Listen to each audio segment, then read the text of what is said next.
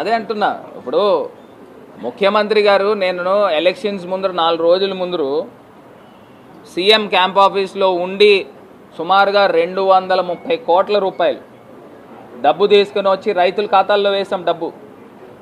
మరి ఆ డబ్బు తీసుకుని వచ్చి రాష్ట్ర వ్యాప్తంగా జగన్మోహన్ రెడ్డి గారు ఏ రకంగా అయితే స్థలాలు ప్రజలకి ఇచ్చారో అదే తరహాలో ఇక్కడ కూడా ఇచ్చాం. సో ఖచ్చితంగా ఇవన్నీ ఇప్పుడు ప్రభుత్వాలు మారినంత మాత్రాన డబ్బు ప్రజాసొమ్మే కదా ఇవి ఇచ్చినవన్నీ కూడా. సో ఖచ్చితంగా ఇళ్ళు నిర్మాణం చేయాలి, అవి గృహప్రవేశాలు చేయాల్సిన బాధ్యత ఇప్పుడు కొత్తగా వచ్చిన ప్రభుత్వం పైన ఉంటుంది 100%. ఎందుచేతనంటే రాజమండ్రికి సంబంధించి సుమారుగా 38,000 మందికి పట్టాలు ఇచ్చాం. సో ఇవన్నీ కూడా వాళ్ళపైన బాధ్యత ఉంది. అట్లా కాదండి, ఇప్పుడు డబ్బు రైతు ఖాతాల్లో వేసాం కదా, భూమి గవర్నమెంట్ హ్యాండ్ ఓవర్లో ఉంది కదా, మరి భూమి